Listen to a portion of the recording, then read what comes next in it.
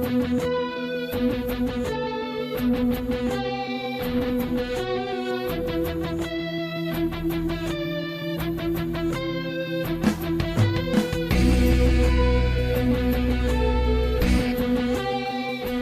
back to the Kyrpton Report.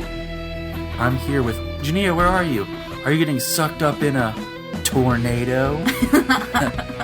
Is it a red tornado? Dun dun dun. We are back with the episode Red Faced, directed by Jess Moore, who has done, of course, Arrow and Flash. So let's jump into it. I keep saying this. We know you film in California. National City. How close is it to Coast City? Now, I don't know my California geography, so I can't really compare it, but Coast City was always supposed to be referenced kind of like a San Francisco. Mm-hmm. So I'm not exactly sure if National City is supposed to be like, I don't know, like what's across the bay? I don't know. Like I said, I don't think it like was a Los Angeles type, but maybe a San Diego. But this episode was sweet. It was very awesome. You know why it was sweet? Because Kara used her freeze breath, super breath. Tyler's been waiting on that the whole time, guys. I was like, she was like, and he was like, you want to reenact that first? but man, let's just jump in here. It was really interesting. At the beginning, like these guys are driving crazy, and Supergirl sweeps down, stops their cars. She stops the cars, right? And the dude like gets out like, "You broke my car." He's about to hit a bus full of kids, and the kids crossing the walk. Yep. And then she goes to punch Supergirl, and she breaks his hand. Granted, it wasn't smart of her to twist, but come on, like he deserved it. It's almost as bad as the guy who sits there and shoots Superman, and Superman returns. Like, it's a great scene with the machine gun, and then when it runs out of bullets, decides to pull out his pistol and shoot him in the eye. Yeah. I mean, great. It's a great visual, but seriously. Come on now. Seriously. Yeah. Don't even try. But Supergirl's got some rage in her. Yes, she does. Which is interesting, and I just thought of this. Oh my gosh. In the New 52, Supergirl actually became a Red Lantern for a while. And the Red Lantern, the red is rage. Yeah. Because of all the anger she had about her family and about her planet being destroyed. Mm-hmm. Just an interesting thought, if we ever get some lanterns here on any of these shows. And Lucy, wow. Why is she like so cool with Kara and everybody else, but when she's in her uniform, she is something. Oh my gosh. She is like... just like her father. It's like she just emulates him. She wants to be like her daddy. Lucy always had a problem of, like, in the comics of, like, earning her father's... just her father's trust, her love, because she was always felt outshined by Lois. Right. I like that she's a Jag, though. That's really cool. They made her a Jag. But man, like when she doesn't recognize Supergirl Kara, but man, is she just like, you just want to slap her. But I think part of her thing with Supergirl has to do with her father, but the other part of it, do you remember she asked Kara if Jimmy was close to Supergirl? Like, if he had feelings for Supergirl and stuff. So right there, I really think that she was showing some of that anger that she has. And jealousy, maybe even. True. I mean, that's a good thought. I mean, right off the bat, like, hey, my boyfriend's best friend is Superman that he idolizes. And now there's Supergirl. Mm-hmm. That's some tough competition. Yep. And I just like how they're like, we have this robot we want to test. Supergirl, fight it. And she's like, okay. No questions asked. And they're like, yeah. She's like, I can do this. And she fights Red Tornado. Now let's talk about Red Tornado for a moment.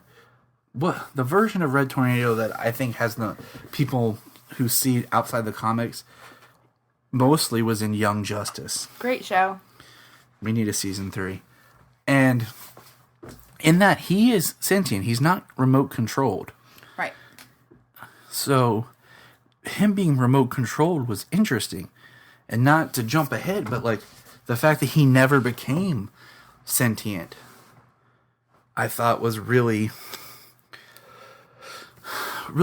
odd. Like, it felt more like this Red Tornado was Amazo. You know, I think if they had went the Amazo route and then brought in Tornado later as maybe an android that the DEO developed to help fight aliens, to be on our side, because Amazo was a bad guy who would fight heroes and learn and adapt their power. Like, that would have been cool. Like, Amazo became like the android at the DEO. I mean, the Red Tornado became the android at the DEO. Yeah, that would be cool. But he didn't really look like... To me, he doesn't look like an android. He looked like a dude in a suit. Yeah. And I was like, But man, he punched. She grabbed that arm. She used that freeze breath. That was so awesome. Broke it off. Then it flies away. And then they get mad at her. I do not like... I've seen this actor in other things. I do not like this interpretation of General Lane. He's an idiot. Yes. He takes no responsibility for anything. Nothing. He fires Morrow. Let's not forget his first name. T.O. Morrow. That's right. Tomorrow. And complains to him that his project is shut down. And then we find out that Red Tornado is being built to fight Kryptonians. And I'm sitting there like, we know General Lane doesn't like Superman. But, man, this guy's just an idiot. Like, you tell her to fight the robot. She does. And then you get mad at her for it. Yep. I mean... He wanted to see the robot succeed. That was the thing. Like, he got mad because of the fail. You know, he didn't necessarily get mad at her, but he was mad about the situation and then turned it on her. And granted, the last live incarnation we saw of General Lane was Michael Ironside, and it's hard to top Michael Ironside. Word. Which is funny because I just realized, for everyone who's listening, Michael Ironside played General Lane on Smallville, and Lucy Lane was played by the actress who currently plays Golden Glider on Flash. Well, recently on Flash, we had the episode with Captain Cold's father, played by Michael Ironside. Cool. So, and then once again, that same actress plays his daughter. But, yeah. Getting back here. Now, this is one of those new character tropes that they have out there. Everybody's got a hacker best friend. Hey, can you hack this? Can you do this? Where are these people? Why am I not friends with someone? If you are a hacker out there, contact us. If you want to be my friend, like if you're a guy who sits in his basement or girl and has no friends and really good computers, I'll be your friend. I'm cool. I like people. I like meeting new people. But I'm like, they're like, when? Hack the DEO. The DEO. A secret organization that no one's supposed to know exists that deals with aliens. Right. And alien technology. Just hack them. You got this. Yeah, I don't care. I mean, I'm already buying Felicity. Then I gotta buy Cisco. Now when? Why? Everyone's gotta have the hacker person. I'm just not buying it. Okay. I mean, it is fiction. We are in reality, unfortunately. So, I already got the hot friend who became my wife. I mean, where's the hacker?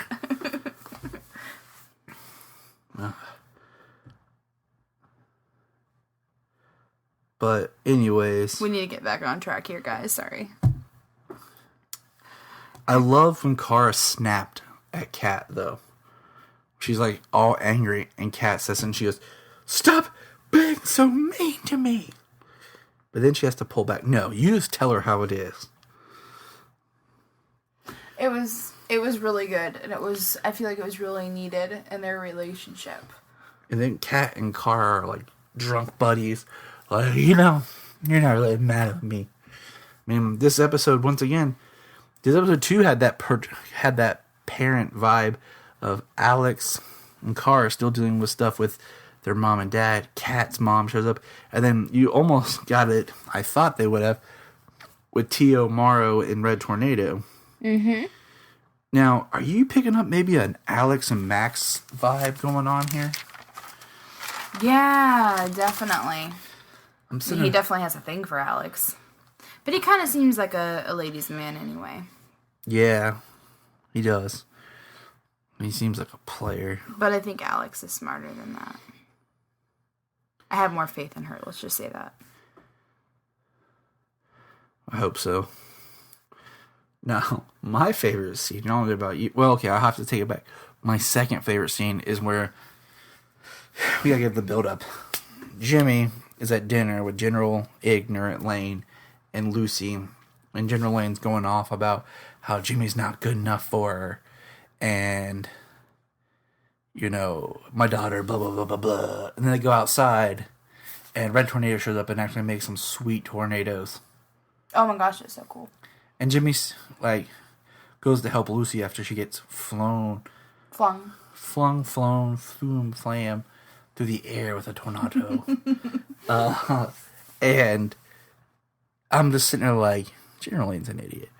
But the next scene is Jimmy boxing a bag to vent anger. Oh, yeah. Next to Kara boxing a hanging car. Dope. Now, what I like about this scene, first of all, is how Kara's just punching the car. But I like that she's not in her Supergirl costume, but she's not in her glasses Kara persona. Right. She's just being her with Jimmy. Yep. Good scene.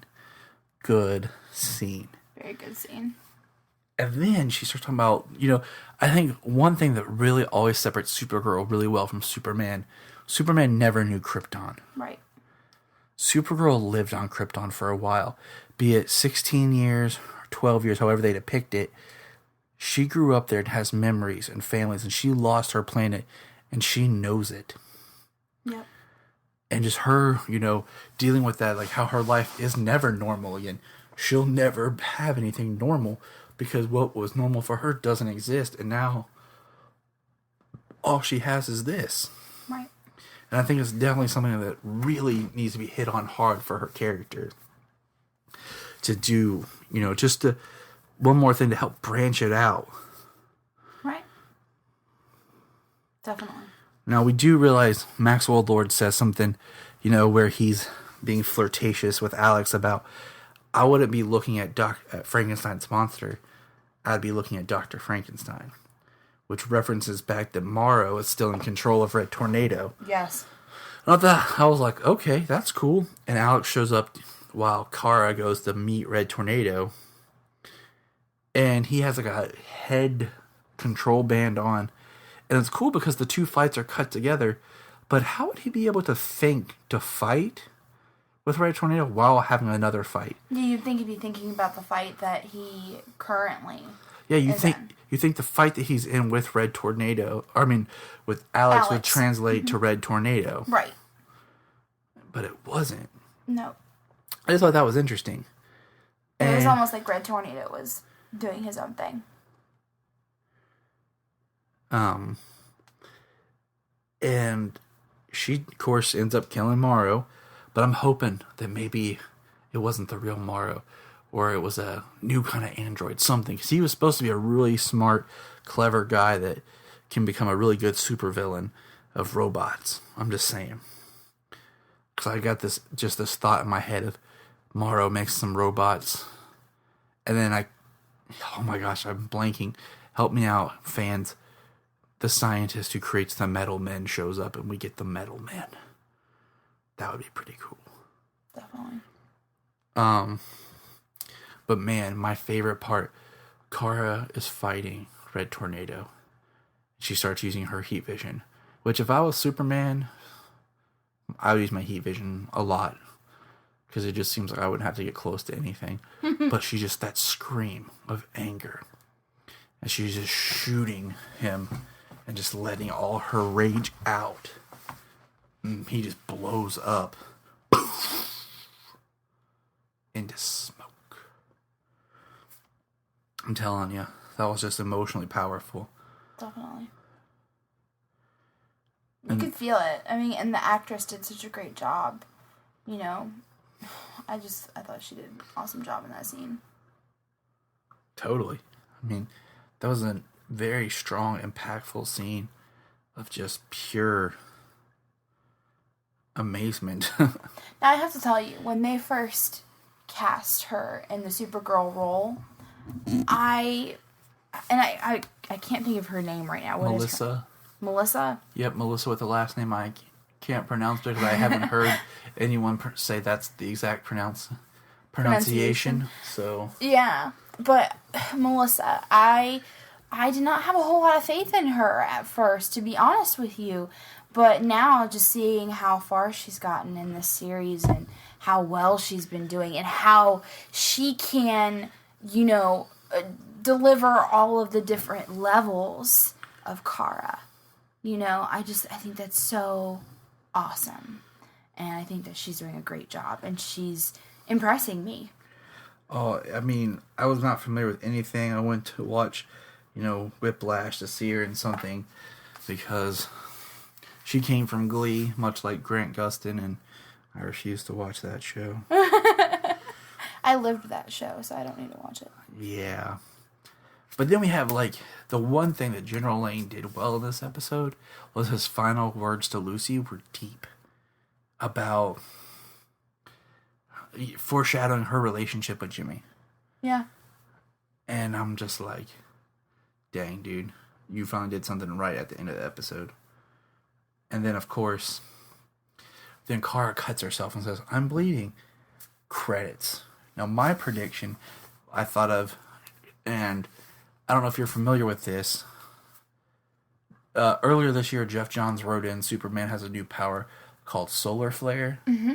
And what it is basically, how, the Kryptonians, they're supposed to be, their cells are energized with radiation from the sun. And through their heat vision, they're releasing it.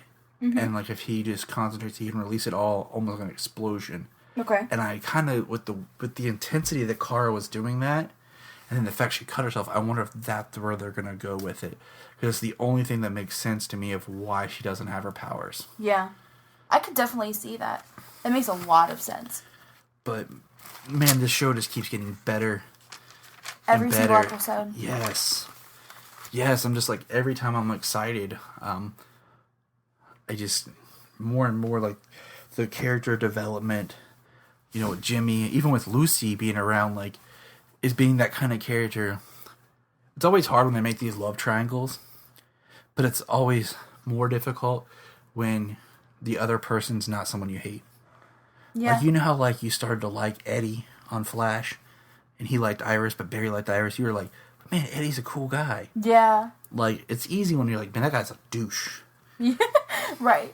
But it's hard when you're like, I kind of like this dude. Mm-hmm. And in this case, you're like, Lucy's not bad until she puts on her general suit. Yeah. I like the actress, too. She's a good actress. Yeah, we watched her, and, I was familiar with her from that show that you and I were watching together. The Witches of... East End. Yeah, but I always get mixed up with the other one. Eastwick. Yeah. I was like, it's not one of them. Which one is it? But it's Mrs. Channing. East something. Yeah. Witches of the East Side? It's about inner city witches. But yeah, Mrs. Channing Tatum, she's pretty good. I like her. So, she's believable as Elaine. Yes. Time. It's kind of really you're like, man, I don't think she makes a good Lois. Oh, but yeah. Yeah. But I like everything I'm seeing. I like that Supergirl's...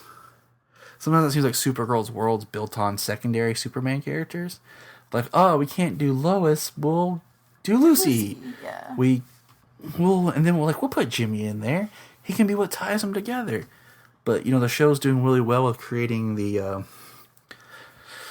just layering, with the way they're doing Henshaw, with having the sister Alex and going that way. Because, Supergirl, she's kind of like... we were talking about We were getting ready for the crossover with the Hawks for Flash and Arrow. You and I were talking about how there's that convoluted past and everything. Mm-hmm. It's kind of like that with Supergirl, because there's been Kara Zor-El, then there was like a Linda Danvers, and we've talked about it on the show. And there's just been different ways they've tried to change and utilize hers through the crises and through the multiverse. So this show's been able to carve its own little origin and mythology out, and that's been pretty awesome. Very. So far, everything that they're doing, in my opinion, they're doing well. Certain things here and there, small things, I'm not 100% on. But, I mean, for the majority of it, there are so many strengths in this show. So many things that I really like about it. So many things that I can definitely back and get behind. So keep watching, guys. I feel like each episode is just getting better and better. And it really is. It's also good, and I hate using this term, but I think it's a term that's appropriate. Like, it is a good show for a family to watch. Yeah. There's not I think it's like Supergirl, you can watch with kids and teens and anybody. Mm-hmm. Flash is more teens and family, and Arrow is more like older teens, young adult, like. So it's like there's a little bit of a difference between the shows, and then of course Gotham is more like straight up for adults. Yeah. So I'm just glad. Yeah, nothing wrong with that. Just glad the show keeps going. So from us here at the Kyrpton Report, what are your thoughts? Hit us up on Twitter at Kyrpton Report. Catch you next time. Bye, guys.